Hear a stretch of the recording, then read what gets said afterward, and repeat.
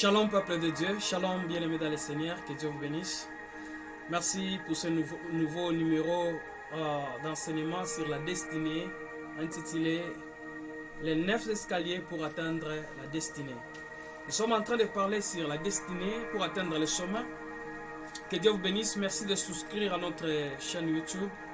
Merci aussi de pouvoir appuyer sur le crochet.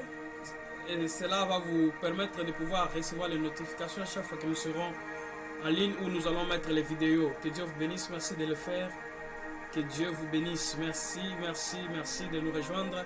Merci de pouvoir aussi partager ces enseignements avec les autres. Que Dieu soit loué. Nous sommes en train de parler sur la destinée. Et le sous-point de notre enseignement est intitulé Les 9 escaliers pour atteindre le sommet.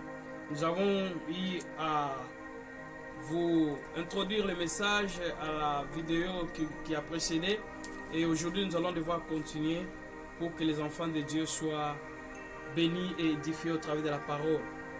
1 Samuel chapitre 16, le verset 17 et le verset 18, c'est notre verset de base. Saoul répondit à ses serviteurs: trouvez-moi donc un homme qui joue bien et amenez-le-moi. L'un des serviteurs prit la parole et dit: voici, je vis un fils d'Isaï, Béthélémite, qui sait jouer. C'est aussi un homme fort et vaillant, un guerrier parlant bien, d'une belle figure, et l'Éternel est avec lui. Voici, bien aimé, les 9 points que nous allons devoir développer. Premier point, fils d'Isaï. Deuxième point, Béthélémite. Troisième, sait jouer. Quatrième, un homme fort. Cinquième, un homme vaillant. Sixième, un guerrier. Septième, parla bien. Huitième, belle de figure. Et neuvième, l'Éternel est avec lui. Bien-aimé, je crois que la vie est liée à des principes. C'est-à-dire qu'il y a des principes qu'il faut, bien-aimé, obéir. Les principes établis par Dieu que nous devons obéir pour atteindre notre destinée. Et si tu refuses d'obéir aux principes établis par Dieu, bien-aimé, il n'y aura point de changement. Et les principes sont fondamentaux et bien-aimés simples. Par exemple, le principe de Dieu, pour être élevé, il faut accepter l'humiliation. Il faut accepter l'humiliation, il faut vivre dans l'humilité pour que Dieu t'élève. Si tu n'es pas humble, Dieu ne lève jamais ceux qui sont orgueilleux. La Bible dit: Dieu résiste aux orgueilleux et fait grâce aux humbles. Ça, c'est le principe de Dieu. Bien-aimé, pour vivre la prospérité, il faut savoir s'aimer. Car la Bible dit: celui qui sème moissonnera. Mais si tu ne sèmes pas, il est impossible de pouvoir moissonner et de vivre la prospérité. Pour devenir grand, bien-aimé, il faut être serviteur. Tu ne peux pas devenir grand si tu n'es pas serviteur. Pour arriver quelque part, il faut commencer par quelque part. Si tu ne commences pas à faire quelque chose, tu n'arriveras pas quelque part. Bien-aimé, pour devenir maître, j'allais dire, il faut accepter de devenir disciple. Et quand tu es disciple, il y a beaucoup de possibilités pour devenir maître. C'est le principe établi par Dieu. Et le principe pour vaincre, tu ne peux pas vaincre comme ça sans combat. Il faut accepter, bien-aimé, de te combattre. D'accepter d'entrer dans les champs de bataille. Pouvoir te battre avec l'adversaire pour devenir vainqueur. Pour ressusciter. Il est mieux, bien-aimé, de mourir. Et si tu meurs, j'allais dire, permettez l'expression, si tu meurs, et là, tu peux ressusciter. Mais sans la mort, il est impossible, bien-aimé, de pouvoir ressusciter. Pour mettre au monde, quand bien même que la médecine aujourd'hui a évolué, il y a des piqûres qu'on donne pour ne pas avoir les douleurs d'enfantement. Mais au préalable, il faut avoir les douleurs pour qu'on te donne ces injections. Mais c'est pourquoi nous disons qu'il faut, pour mettre au monde, il faut avoir les douleurs d'enfantement. Sans douleur d'enfantement, il est impossible de mettre au monde. Et bien aimé, par là, nous devons comprendre que pour accéder au sommet, pour atteindre ta destinée, tu es appelé à marcher selon les principes de Dieu, à pratiquer les principes de Dieu. Et si tu es derrière les principes de Dieu, tu vas atteindre ta destinée, bien aimé, dans le calme et au temps de Dieu. rien ne sert de partir avec précipitation. Mais il faut sortir au temps où l'Éternel te dit de sortir, car l'Éternel est ton berger. L'Éternel est ton berger. Il te guidera, il te parlera, il te montrera les chemins. La Bible dit, tes oreilles entendront derrière toi une voix qui te dira, voici les chemins et marchez-y. Vous marcherez selon la direction divine et vous y arriverez parce que l'Éternel est votre guide. L'Éternel est votre berger et l'Éternel est votre bouclier tout au long de votre marche vers ta destinée. Tu n'es pas seul, tu vis avec Dieu, tu marches avec Dieu. Et dans cette marche, l'Éternel te promet bien-aimé, d'être à tes côtés, de combattre tes combats et de pouvoir t'apporter la solution à des problèmes, de pouvoir, bien-aimé, te réconforter au moment où il y a l'adversité. Car marcher avec Dieu n'est pas l'absence de problèmes. Marcher avec Dieu n'est pas l'absence de réalité. Marcher avec Dieu n'est pas l'absence de combat. Mais dans tout ce qui peut t'arriver, Paul dit dans le livre de Romains chapitre 8 que dans toutes ces choses, nous sommes plus que vainqueurs par celui qui nous a aimés. Toi qui m'écoutes bien-aimé, Dieu a un plan meilleur pour ta vie. David, l'homme que nous venons de lire, n'est pas né dans le palais royal. Il est né dans un village de Bethléem. Mais là où il est né, la place où il est né, n'a pas, bien-aimé, empêché David de pouvoir atteindre Jérusalem, la capitale d'État d'Israël. À l'époque, c'était le royaume. Bien-aimé, ne te sous-estime pas parce que tu es né dans une famille pauvre. Ne sous-estime même pas ta famille parce que ta famille n'a pas de nom. Mais Dieu rendra ta famille grande. Dieu élèvera ta famille au travers de toi. Dieu enlèvera la honte de ta famille au travers de toi. Tu es la personne la mieux qualifiée pour que la gloire de Dieu se manifeste dans ta génération. Pour que la gloire de Dieu se manifeste dans ta vie. Bien-aimé, respecte seulement les principes de Dieu. Les principes établis par Dieu.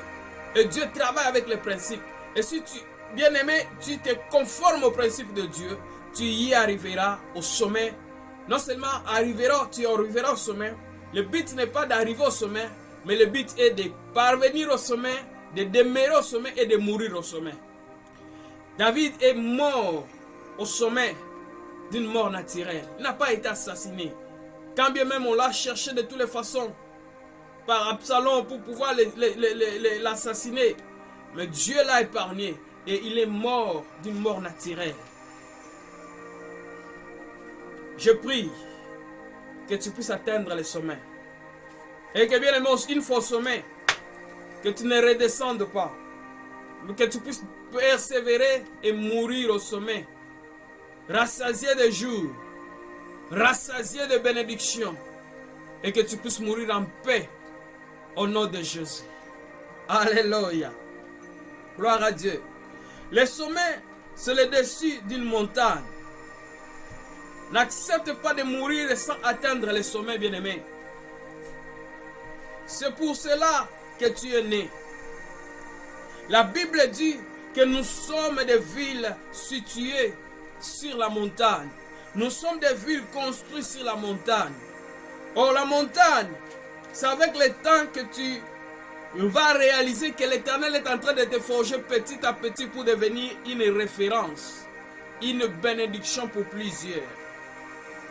Il est temps pour nous, qui sommes enfants de Dieu, de pouvoir atteindre les sommets. On peut y parvenir au sommet et quitter par mauvaise conduite, par bien-aimé mauvaise manière de faire les choses, par manque de maturité, par manque de persévérance, par manque de sagesse, par mauvaise influence.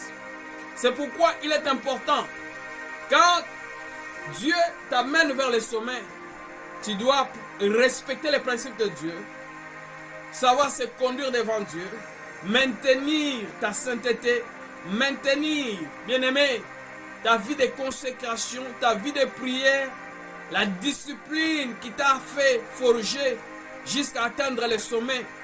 N'oublie pas, bien-aimé, ces principes. Une fois au sommet, ne néglige pas la vie de prière.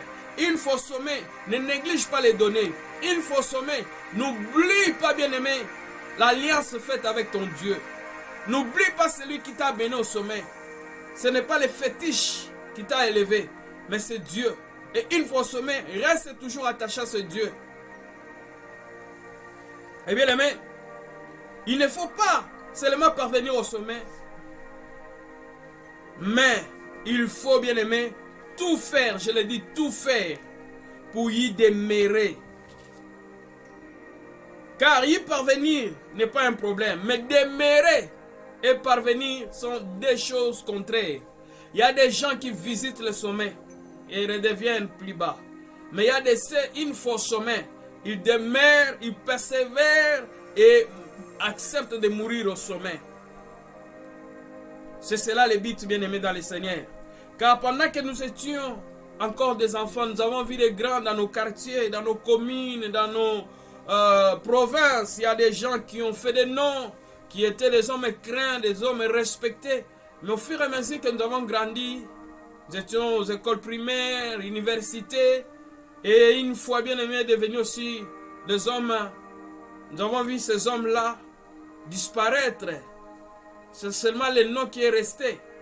Mais il n'y a pas de traces. Mais il y a de ceux-là aussi qui ont été au sommet, qui sont restés au sommet, qui sont morts au sommet. C'est le désir de Dieu, toi qui me suis, d'être un enfant de Dieu qui doit vivre le chemin. Gloire à Dieu. Le premier point, le premier escalier que nous allons devoir introduire est fils d'Isaïe. Le verset 18. L'un des serviteurs prit la parole, dit, voici, j'ai vu un fils d'Isaïe. Un fils d'Isaïe.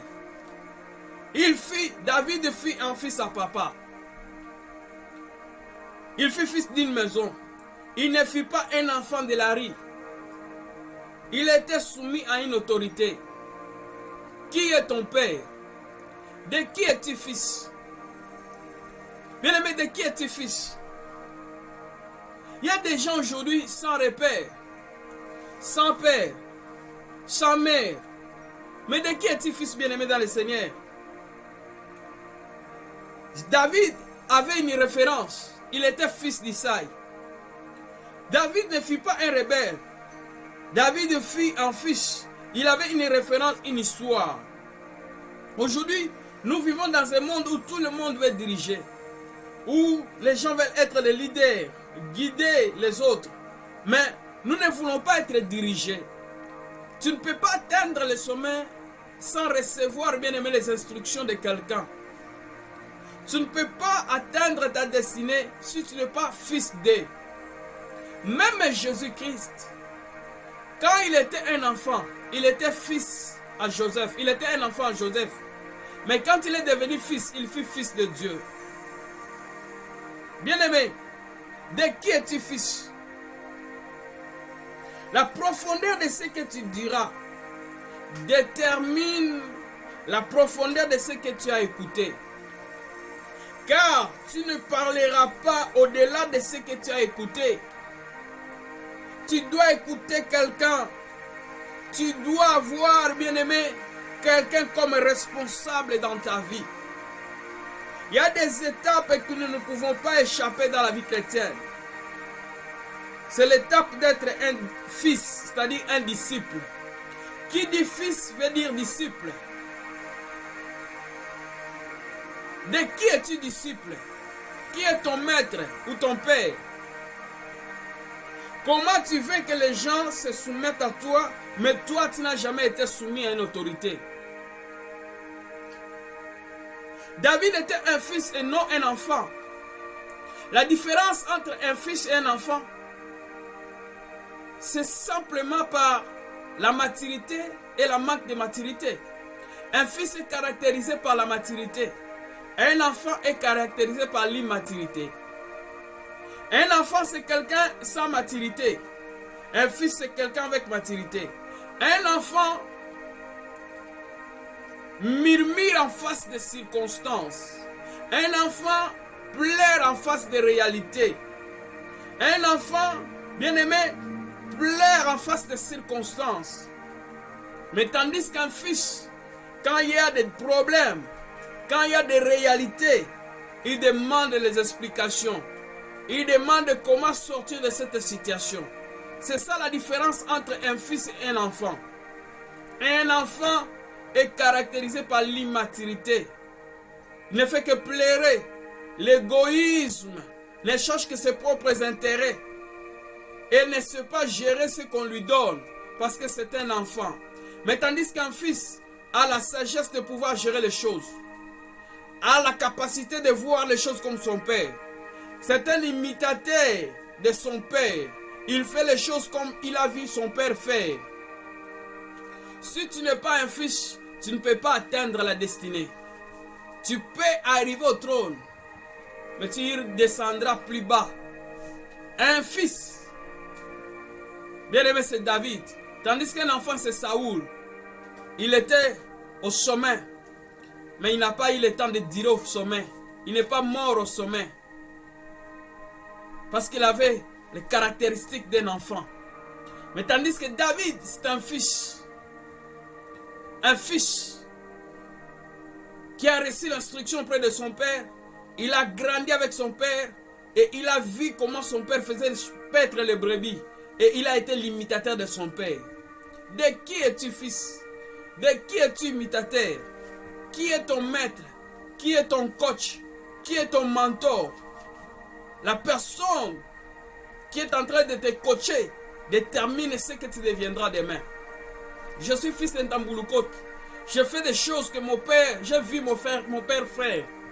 J'ai plusieurs maîtres, mais je n'ai qu'un père spirituel. De qui es-tu fils?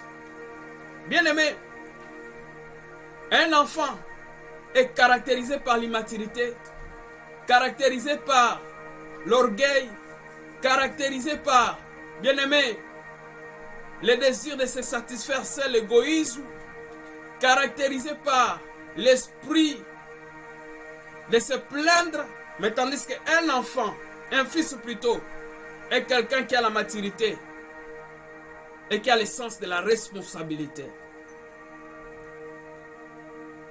Combien dans nos églises, nous avons des enfants, des hommes de Dieu encore enfants, qui ne font que combattre leur propre père. Un enfant ne voit plus loin. Il ne voit pas loin, mais il voit seulement ses propres intérêts. Dans tout ce que le père peut faire, il ne cherche que ses propres intérêts. Regardez nos enfants à la maison. Dès que vous retournez à la maison, vous retournez avec quelque chose.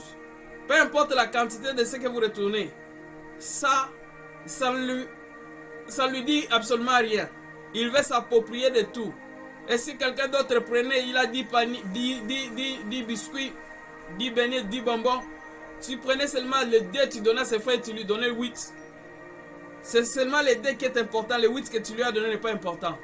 Ce sont les caractéristiques des serviteurs aujourd'hui. Les caractéristiques des enfants que nous avons dans des églises. Ils ne cherchent qu'à s'approprier de tout ce qui est dans l'église. Seulement lui, qu'on parle seulement de lui. Il veut devenir grand, qu'on parle de lui. Il veut se faire valoir partout. Mais un fils, c'est celui qui sait disparaître pour que le Père puisse recevoir la gloire. Mon bien-aimé, Isaac, fils, quand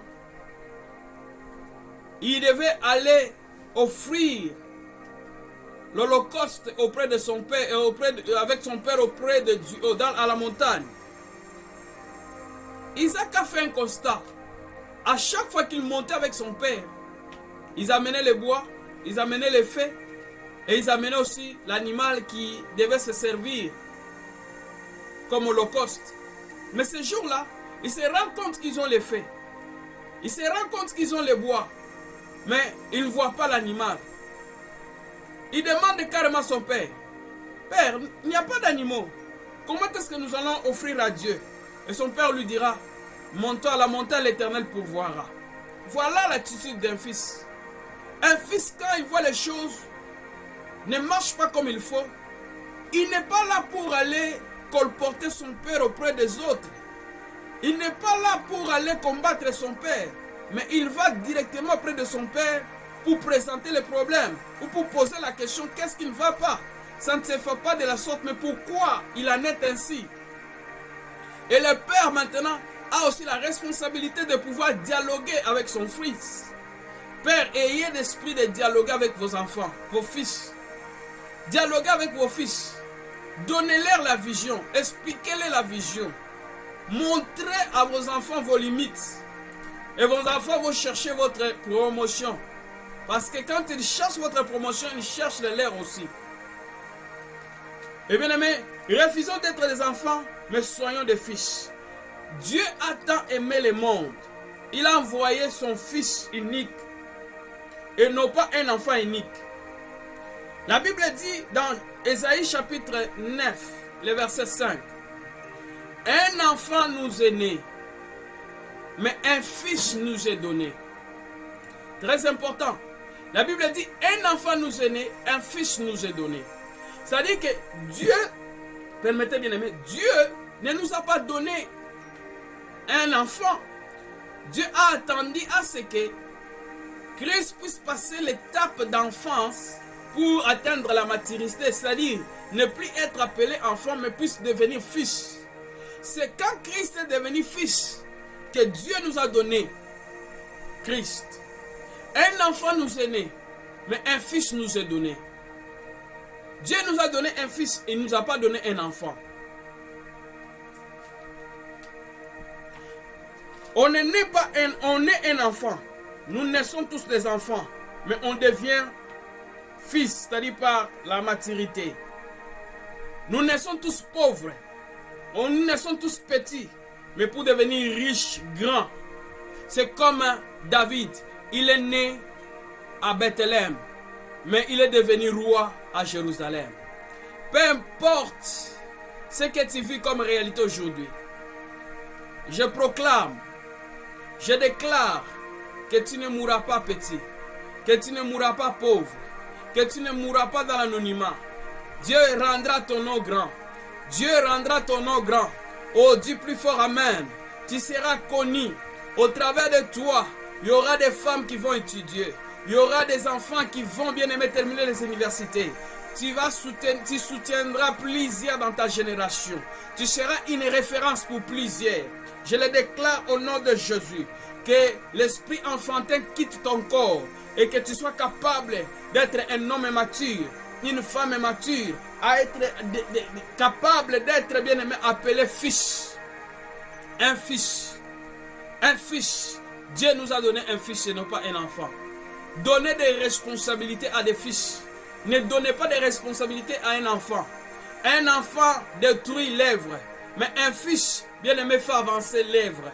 Un fils fait avancer, bien aimé, le ministère. Un fils, bien aimé, amènera le progrès dans ta vision. Mais tandis qu'un enfant détruira ta vision, va te combattre, va chercher à te tuer. Un enfant, c'est Absalom pour David. Mais un fils, c'est Salomon pour David. Un enfant va chercher à tout prix d'anéantir pour qu'il puisse prendre les relèves. Mais David est un fils. Oh, je prie que tu aies, bien-aimé, la capacité d'avoir plusieurs fils qui vont faire ta fierté, qui feront ton honneur pour la gloire de Dieu. Alléluia. Gloire à Dieu. On n'envoie jamais un enfant en mission, mais on envoie un fils. Bien-aimé, tous les prophètes de l'ancienne alliance ont eu comme caractéristique d'être les enfants. Parce qu'ils sont retournés auprès de Dieu avec les explications. Mais quand Dieu a envoyé Jésus-Christ, son fils, il n'est pas retourné avec des explications. Il est retourné avec les résultats. Il a dit, Père, tout est accompli. Un enfant, quand tu l'envoies en mission, il reviendra avec des explications. Ça n'a pas marché. J'ai été combattu. Moi, on ne m'aime pas. Ceci, cela. Mais un fils vient avec les résultats. Voilà, bien-aimé, le pourquoi d'avoir des fils dans la vie, même dans le business, même dans les ministères, dans tous les domaines de la vie. Tu as besoin d'être entouré par des fils. Les fils sont des gens capables comme Isaïe, de pouvoir accepter la mort Vous comprenez, une fois à la montagne, Abraham va dire à Isaac, Dieu m'a dit de t'offrir. Si Isaac était un enfant, c'est lui qui allait tuer Abraham. Mais comme il était un fils se sacrifie même pour l'avancement des lèvres. Il accepte de se sacrifier pour son père. Il accepte de mourir à la place de son père. Ça, c'est un fils. Mais s'il était un enfant, c'est Abraham qui allait être tué ce jour-là. Un fils, c'est la fille, bien aimée. La fille de Jephthé. Quand il retourne, quand Dieu lui accorde la victoire, il retourne parce qu'il a fait un vœu. La première personne, le premier animal qui va sortir de ma maison, je l'offrirai en holocauste à toi l'Éternel, si tu me donnes la victoire. Une fois bien aimé remporter la victoire, pendant qu'il retournait, c'est sa fille qui sort. Il dit à sa fille, pourquoi tu es venu? Sa fille était remplie de joie, mais lui, il ne faisait que pleurer. Sa fille va lui demander, papa, pourquoi tu pleures? Il dit, je fais un vœu à l'Éternel. La première personne qui viendra pour m'accueillir, je l'offrirai en holocauste à l'Éternel. Cette fille, qui avait en elle la mentalité d'un fils, dira à son père, Père, ne pleure pas. Permets-moi seulement d'aller célébrer ma virginité. Et je retournerai. Quand je retournerai, tu accompliras ton vœu à l'Éternel.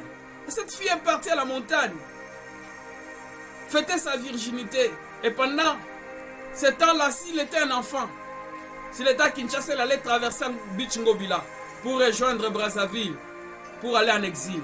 Mais cette fille n'est pas partie en exil parce que son père voulait le tuer. Elle est revenue auprès de son père et a accepté de mourir pour que son père puisse accomplir le vœu qu'il a fait à l'Éternel. Ça, c'est un fils. Oh, si vous avez un fils, il ne va pas te combattre. Il va chercher ta promotion. Il ne va pas bien aimer te colporter. Il ne va pas bien aimer faire la mauvaise propagande pour toi. Mais il sera là pour faire la promotion de ton ministère. La promotion des lèvres auxquelles Dieu t'a établi. Oh, je prie que Dieu enlève auprès de toi tous ceux qui sont des enfants. Mais que Dieu envoie même un, mais qui sera un fils capable de pouvoir bien aimer chercher la promotion de ce que tu dois faire. Je le prie de tout mon cœur au nom de Jésus. Bien aimé, dans Jean chapitre 5, le verset 19 et verset 20, c'est là où nous allons, bien aimé, nous arrêter pour aujourd'hui. Jean chapitre 5, le verset 19 et le verset 20. Voici ce qu'un fils est capable de faire. Jean chapitre 5, le verset 19 et le verset 20. La Bible dit, Jésus prit donc la parole et leur dit, en vérité, je vous le dis, le Fils ne peut rien faire de lui-même. Il ne fait que ce qu'il voit au Père. Et tout ce que le Père fait, le Fils le fait aussi pareillement. Car le Père aime le Fils et lui montre tout ce qu'il fait. Et il lui montre des œuvres plus grandes que celles-ci, afin que vous soyez dans l'étonnement. Jésus donne la description d'un fils, ce qu'un fils est appelé à faire. Le fils ne fait rien de lui-même. Tout ce que le fils fait, il a vu auprès du Père. Voilà, un fils fait exactement, c'est un copie conforme de son Père. Il fait exactement comme son Père fait. Quand vous êtes entouré de fils, bien aimés, ils feront plus que vous-même. Ils feront plus que ce que toi-même tu peux faire. Car un enfant, c'est un imitateur, un fils, c'est un imitateur de son père. Il fait plus que son père. Même la Bible dit, Jésus dit à ses disciples, un disciple fait plus que son maître. Pourquoi? Parce qu'il a vu son maître, comment est-ce que son maître faisait. C'est ce qui a caractérisé la vie d'Élisée, parce qu'il fait un fils. Il a fait le double des miracles qu'Élie avait fait. Si vous avez un fils, oh bien-aimé, vous êtes un homme heureux, vous êtes une femme heureuse. Je prie, dans le nom de Jésus, que tu sois entouré par les fils. Bien-aimé, quand tu es entouré par tes fils, il y aura peu, bien-aimé, d'efforts, beaucoup de résultats. Mais quand tu es entouré des enfants, beaucoup d'efforts, peu de résultats. Oh, gloire à Dieu. Gloire à Dieu. Il est temps de pouvoir vous laisser. Je vais devoir prier. Éternel, au nom de Jésus, Je prie pour mes bien-aimés qui me suivent maintenant. Aide chacun de mes bien-aimés à atteindre leur destinée. Dans le nom de Jésus, bénis ma sœur, bénis mon frère. Que sa destinée soit réelle. Éternel, aide mon frère et ma sœur à cheminer selon les principes divins. Et qu'ils soient des fils capables de pouvoir travailler auprès de leur Père. Dans le nom de Jésus, l'esprit de rébellion, je chasse cela dans vos vies au nom de Jésus. Et que la grâce de Dieu t'accompagne, car les efforts que tu auras fournis auprès de ton Père, tes enfants aussi les fourniront auprès de toi. Dans le nom de Jésus, sois béni, et que Dieu te localise là où tu es. Dans le nom puissant et glorieux de Jésus, nous avons ainsi prié. Amen. Que Dieu vous bénisse. Bien-aimés, ne manquez pas à pouvoir souscrire à notre chaîne. Cliquez sur les clochettes pour pouvoir recevoir les notifications chaque fois que nous allons mettre un nouveau vidéo. Que Dieu vous bénisse. Prenez soin de vous. À la prochaine numéro. Merci.